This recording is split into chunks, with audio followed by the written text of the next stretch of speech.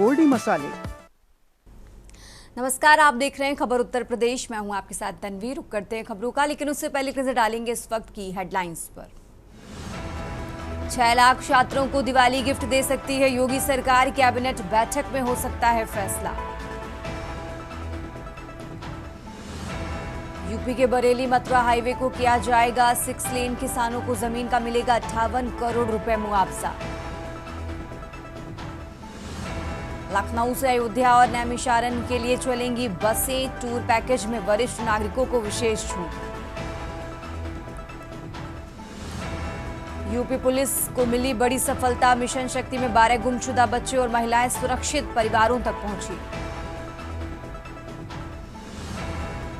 UP के सभी स्कूलों में 2 अक्टूबर को दिखाई जाएगी चलो जीते हैं फिल्म, प्रेरणा कार्यक्रम के तहत अनिवार्य प्रदर्शन। बिजली कनेक्शन का भार बढ़ाने के लिए उपभोक्ता कर सकेंगे ऑनलाइन आवेदन, एसओपी ने दी अहम जानकारी। आप देख रहे हैं के न्यूज, खबरों का सारथी। और चलिए अब रुक करते हैं खबरों का और शुरुआत करते हैं लखनऊ की खबर से। लखनऊ से खबर आपको बता रहे हैं, जहां लखनऊ के मेगा पार्क व्यू अपार्टमेंट में आग लगी है। अपार्टमेंट के प्रथम तल फ्लैट नंबर 104 में आग लगी है, यानी पहली मंजिल में फ्लैट नंबर 104 में ये आग लगी है। फायर स्टेशन हजरतगंज की टीम मौके पर पहुंची हुई है। फायर ब्रिगेड टीम ने आग पर काबू पाया है। तो लखनऊ से खबर आपको बता रहे हैं, राजधानी लखनऊ से अहम जानकारी आपको बता रहे हैं, जहां मेगा पार्क व्यू अपार्टमेंट में आग लगी। पहली मंजिल के फ्लैट नंबर 104 में ये आग लगी है। फिलहाल मौके पर पहुंची फायर ब्रिगेड की टीम ने आग पर काबू पा लिया है। तो राजधानी लखनऊ से खबर आपको बता रहे हैं, फायर ब्रिगेड की टीम मौके पर पहुंची और फिलहाल आग पर काबू पा लिया है। तो लखनऊ से खबर आपको बता रहे हैं, जहां मेगा पार्क व्यू अपार्टमेंट में आग लगी।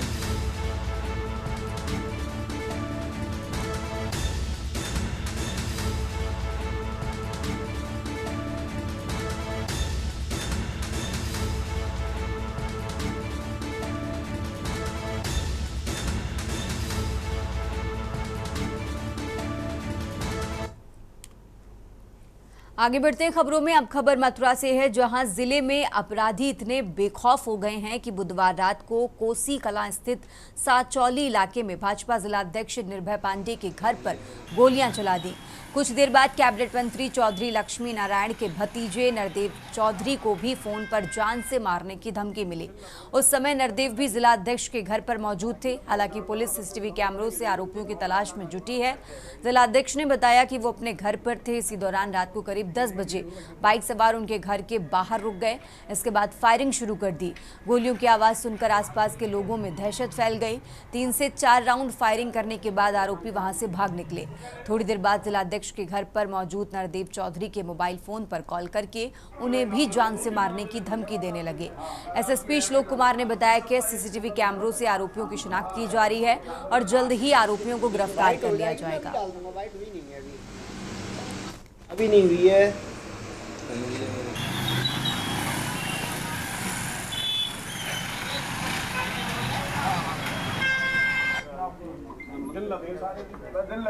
कल शाम लगभग 8:30 बजे के लगभग मुझको फ़ोन आता है और फ़ोन आने के बाद में मुझसे कहता है कि भाई तुम फलाने एक नाम लेता है, वो जस्सी नाम का, तो उसकी आप मदद क्यों कर रहे हो। हमने कहा हम भारतीय जनता पार्टी के कार्यकर्ता होने के नाते से और हम सब लोगों के लिए काम करना ये हमारा कर्तव्य है। मतलब मुझे जानता नहीं है कि मैं लोकेश पंडित हूँ। हमने कहा इस जिले में बहुत सारे पंडित हैं। इतने के बाद में फ़ोन कट करने के बाद में लगभग 10 बजे के बाद में 10 बजे के लगभग यहाँ। और जैसा कि पिछले 8 सालों में माननीय योगी सरकार ने जो उत्तर प्रदेश के अंदर कानून व्यवस्था स्थापित की है, मुझे पूरा विश्वास है कि माननीय जिलाध्यक्ष जी के आवास पर जो घटना हुई है और दोहरे तौर से हमारे नरदेव चौधरी जो भारतीय जनता पार्टी के युवा नेता हैं, 24 घंटे जनता के साथ रहते हैं, ऐसे लोगों पर यदि कोई आँच आने का कार्य होगा तो योगी सरकार में ये संभव नहीं है। और मैं समझता हूँ ये घटना दुर्भाग्यपूर्ण है कि इस तरीके से यदि जनप्रतिनिधियों के साथ घटनाक्रम हुआ जनपद मथुरा के थाना कोसी कला में कल रात एक घटना घटित हुई है। कोसी कला की एक नरसी विलेज कॉलोनी है जिसमें निर्भय पांडे नाम के एक व्यक्ति हैं, प्रतिष्ठित व्यक्तित्व हैं। इनके घर पर आकर के बोलेरो से आए हैं कुछ हमलावर और उनके द्वारा जो है वहाँ गाली गलौज किया गया है और फायर किया गया है, जो कि दरवाजे पर फायर लगा है। और अब खबर कानपुर से है, जहां सपा विधायक अमिताभ वाजपेयी ने पार्टी के पूर्व विधायक इरफान सोलंकी को जमानत मिलने पर खुशी जताते हुए मिठाइयां बांटी। उन्होंने कहा कि पूर्व मंत्री आजम खान के बाद इरफान सोलंकी का जेल से बाहर आना लोकतंत्र की जीत है। न्यायपालिका ने साबित कर दिया कि देश में सच को बहुत समय तक दबा कर नहीं रखा जा सकता। विधायक ने कहा कि लंबे समय तक जेल में रखने के बाद भी सीसामऊ विधानसभा क्षेत्र के मतदाताओं के बीच पूर्व विधायक की लोकप्रियता में कोई कमी नहीं आई। इसलिए सत्ता पक्ष की जीत की प्रबल संभावना के बावजूद पिछले दिनों हुए उपचुनाव में पूर्व विधायक की पत्नी नसीम सोलंकी निर्वाचित घोषित होने में कामयाब रही।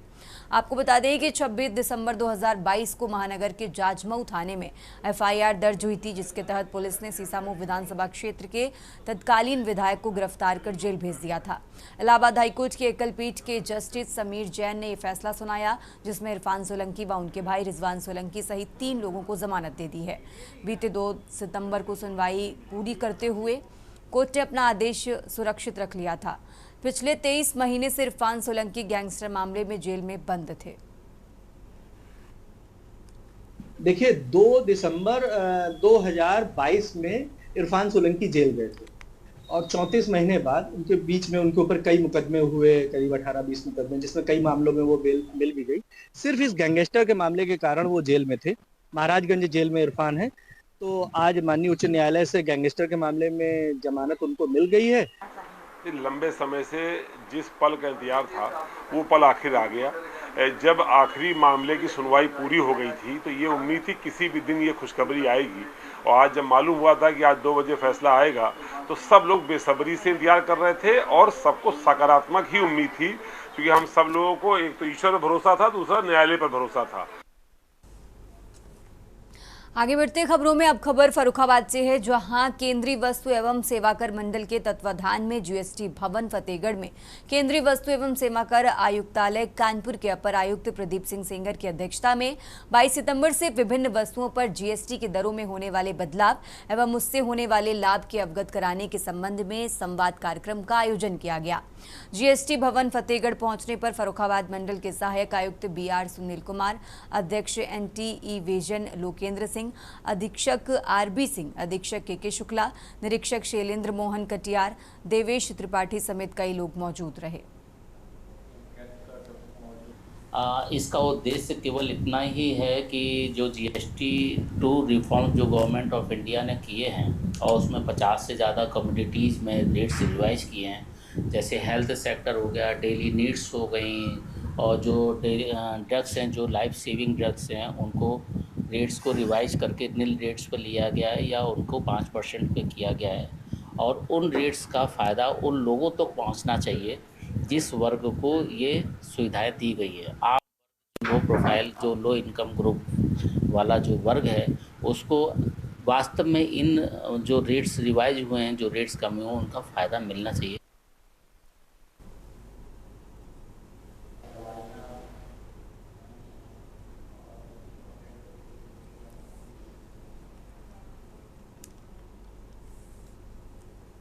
और अब खबर लखनऊ से है, जहां आशियाना थाना क्षेत्र के रुचि खंडेक में तेंदुआ दिखाई देने का दावा अफवाह निकला। जानकारी मिलने पर वन विभाग टीम ने मौके पर पहुंचकर स्थानीय बाशिंदों से बातचीत करते हुए हकीकत परखी। इस दौरान लोगों ने वन विभागीय टीम को बताया कि यहां कोई तेंदुआ नहीं दिखाई दिया। वायरल हो रहे वीडियो को देखकर लोगों ने ऐसा कहा और बाद में लोगों ने ऐसा कहने से इनकार कर दिया है। लोगों ने टीम को बताया कि किसी शरारतन कहीं का कोई पुरानी वीडियो एडिट कर सोशल मीडिया पर वायरल कराई गई। टीम ने आसपास के इलाके का बारीकी से निरीक्षण करते हुए तेंदुआ के पदचिन्ह दिखाई देने से इनकार कर दिया।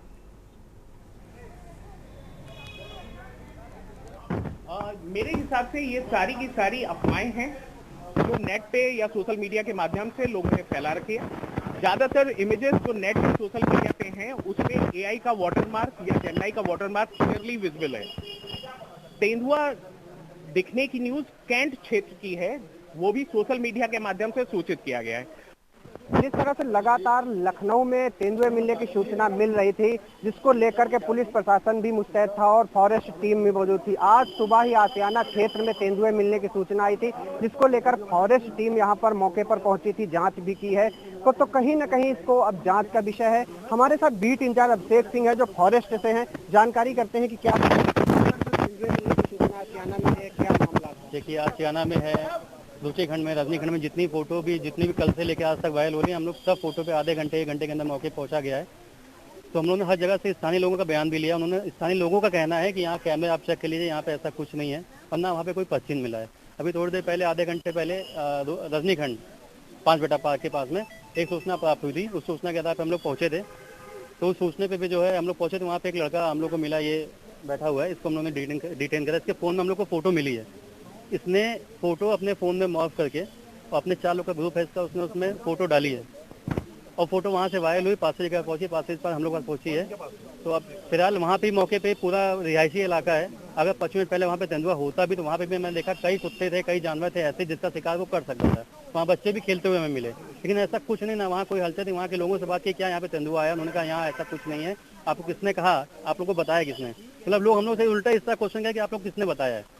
लोकल के आदमी में भी गया था। तो देखिए, कैंट क्षेत्र में, क्षेत्र के बाहर, उसमें मैं कुछ कहना मौसम में इस तरह से देखे जाते हैं, बिल्कुल देखे जाते हैं। इस मौसम में अक्सर जो है अपने वो नेचर हैबिटेट से निकल के वो शहर की तरफ आते हैं। पकड़ा गया है, कबूला है कि हाँ, मैंने अपने फ़ोन से अपनी फ़ोटो जो है एडिट करी थी और मैंने इनके 4 लोग का ग्रुप है, मैंने उस ग्रुप पे अपनी फ़ोटो एडिट की है। किसी ने मुझे फंसाने के लिए फ़ोटो कहाँ सर्कुलेट कर दी है ये मुझे नहीं पता है। इस तरह से लोगों में अफवाह है कि दहशत का माहौल है, कुछ कैसे? हम लोग सबसे अपील कर रहे हैं, जहाँ भी मौके पे, जैसे जहाँ की फ़ोटो आ रही है उस जगह मौके पे हम लोग पहुँच रहे हैं। आसपास के लोगों से, महिलाओं से, बच्चों से अपील कर रहे हैं कि ये AI फ़ोटो है, एनिमेटेड फ़ोटो है, कृपया इस पर ध्यान मत दें। आप भी खुद भी जागरूक रहें, आसपास भी जागरूक करें लोगों को, क्योंकि इस तरह की फ़ोटो कई दिनों से वायरल हो रही हैं। और अगर ऐसा सही में अगर तेंदुआ रियासी इलाके में होता तो कुछ ना कुछ वारदात अब तक किया होता। जैसे इस लड़के ने बताया है कि 4 लोग थे, 4 लोगों में किसी ने वायरल किया है। उन लड़कों का अभी उसका फ़ोन हम लोग ने चेक नहीं किया है। उसके फ़ोन अभी हम लोग खोलेंगे, उसके फ़ोन में देखेंगे उसने किस ग्रुप पे डाला है, मतलब किस ग्रुप पे डाला, उसमें कौन कौन उस ग्रुप पे जुड़ा हुआ है। तो उसको हम लोग डिटेल करेंगे, उससे सारी जानकारी हम लोग लेंगे। हमारे साथ फॉरेस्ट के बीट इंचार्ज थे जो आसियाना क्षेत्र में लगातार जांच कर रहे हैं। जो सूचना मिली थी उसको लेकर के भी लोगों में अपील की, कहीं ना कहीं अपील है और जांच भी कर रहे हैं। और जो लड़का पकड़ा गया इससे भी पूछताछ जारी है और इस समय ये आसियाना थाना क्षेत्र में उसको लेकर आए हैं। के न्यूज इंडिया के लिए आनंद सिंह चौहान, लखनऊ।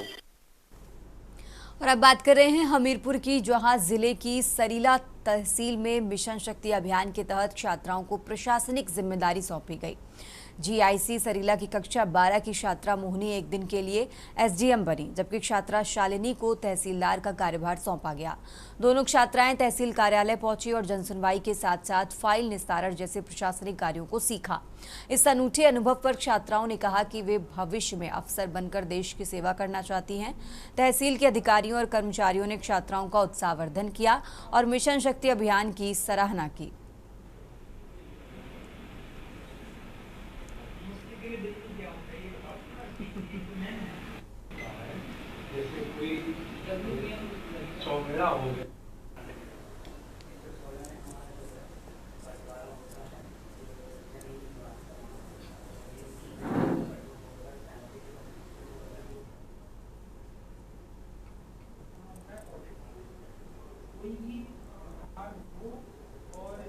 राज्य सरकार द्वारा महिलाओं के उत्थान के लिए चलाया जाने वाला एक बहुत ही महत्वपूर्ण कार्यक्रम है, जिसके तहत आज कुमारी मोहिनी और कुमारी शालिनी को, जो कि राजकीय इंटर कॉलेज सरीला की छात्राएं हैं, मोहिनी को आज हमने SDM का काम दिया।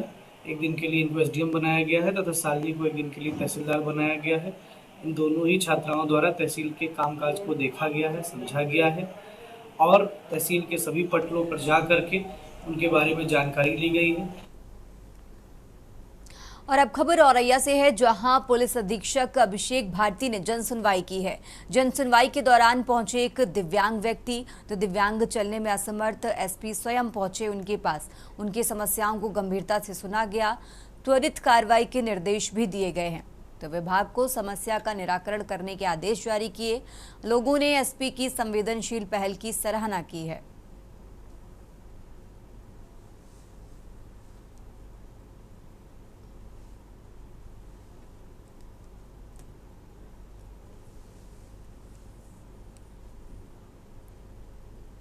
और अब खबर कानपुर से है, जहां भारतीय उद्योग व्यापार प्रतिनिधि मंडल के तत्वाधान में किदवई नगर स्थित त्रिवेणी मार्केट के पास जीएसटी की स्लैब कम करके दरों में छूट का लाभ ग्राहकों तक पहुंचाने को लेकर एक विशेष आग्रह अभियान का शुभारंभ किया गया। इस अभियान का उद्देश्य व्यापारियों से ये अपील करना है कि वे सरकार द्वारा दी गई जीएसटी दरों में राहत का सीधा लाभ उपभोक्ताओं को दें। कार्यक्रम में बड़ी संख्या में व्यापारियों ने भाग लिया और इस अभियान को सफल बनाने का संकल्प लिया। अभियान के माध्यम से उपभोक्ताओं को वस्तुओं एवं सेवाओं की दरों में पारदर्शिता सुनिश्चित करने का प्रयास किया जा रहा है। जीएसटी के दरों में सरकार द्वारा दी गई राहत तभी सार्थक होगी जब उसका सीधा लाभ ग्राहकों तक पहुंचे। हमारा प्रयास है कि व्यापारी वर्ग इस दिशा में आगे आएं और उपभोक्ताओं के हित में काम करें। देखिए, अगस्त को प्रधानमंत्री जी ने लाल किले से वादा किया था, उसको निभाया गया। जीएसटी काउंसिल की बैठक हुई 3 और 4 तारीख को इसी महीने। इसमें यह फैसला हुआ कि 28% और 12% के स्लैब को खत्म किया जाएगा। 28 वाला 18 या 5 में या 0, इसी तरह 12 में भी 5 या 0 करके टैक्स स्लैब और दरों को कम किया गया। खबर कानपुर से है, जहां गुप्ता घाट स्थित आयुष्मान भारत नगरीय हेल्थ एवं वेलनेस सेंटर का नज़ारा बिल्कुल अलग था। दरी पर चौपालनुमा अंदाज में महिलाएं बैठी थीं और उन्हीं के बीच जिलाधिकारी जितेंद्र प्रताप सिंह भी जमीन पर बैठकर उनसे सीधे संवाद कर रहे थे। स्वस्थ नारी सशक्त परिवार अभियान और मिशन शक्ति 5.0 के तहत आयोजित इस महिला आरोग्य समिति की बैठक में महिलाओं ने खुलकर अपनी बातें रखी। किसी ने एनीमिया और महामारी से जुड़ी परेशानी बताई, तो किसी ने बच्चों के पोषण और टीकाकरण से जुड़े सवाल उठाए। माहौल इतना सहज था कि महिलाएं बिना झिझक अपनी समस्याएं साझा करती नजर आईं। मिशन शक्ति 5.0 जो अभियान हमारा जनपद कानपुर नगर में चल रहा है, उसी क्रम में आज यहाँ गुप्तार घाट में जो महिला आरोग्य समिति एमएएस बोलते हैं हम लोग, जिसमें महिलाओं के स्वास्थ्य पर महिलाएं बैठ के चर्चा करती हैं। हमारे डॉक्टर्स और जो अनट्रेन्ड वॉलंटियर्स होते हैं वो उनको हेल्प करते हैं समझने में कि छोटी छोटी टेस्ट कराकर बीमारियों से बचाया जा सकता है। उसके विषय में आज यहाँ एक महिलाओं के साथ में एक बहुत अच्छा संवाद हुआ है। गुप्तार घाट में आज महिला आरोग्य समिति की बैठक ली गई है। उस बैठक में हम लोग शामिल हुए हैं। उसमें बताया गया सशक्त नारी स्वस्थ परिवार और होमोग्लोबिन के बारे में बताया गया। उसकी जांच कराई गई है।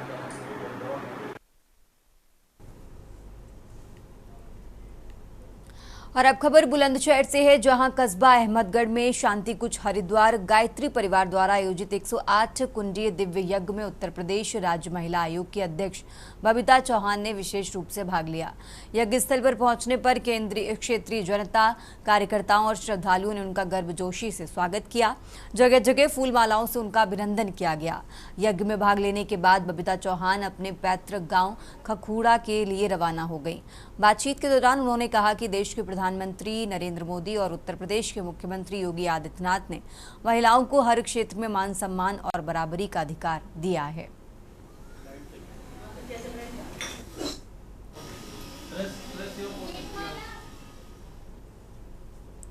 और चलिए आगे बढ़ते खबरों में। कानपुर में कारोबारी से वसूली और लूट के आरोपों के चलते महाराजपुर थाने में तैनात 7 पुलिसकर्मियों को लाइन हाजिर कर दिया गया है। डीसीपी ईस्ट सत्यजीत गुप्ता ने एसीपी कैंट आकांक्षा पांडे की जांच रिपोर्ट के आधार पर ये कार्रवाई की है।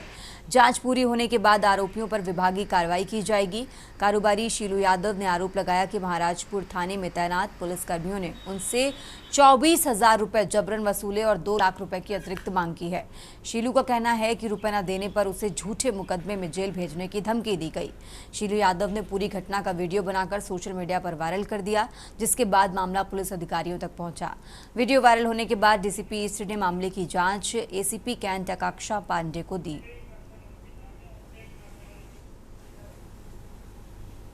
देखिए, कार्रवाई हुई है, अच्छी बात है। प्रशंसनीय है कि अगर कोई किसी से उगाही करता है, वसूली करता है, चाहे पुलिस हो चाहे कोई सरकारी विभाग हो, कार्रवाई होनी चाहिए, कार्रवाई की हम सराहना करते हैं, लेकिन इससे बड़ी कार्रवाई होनी चाहिए।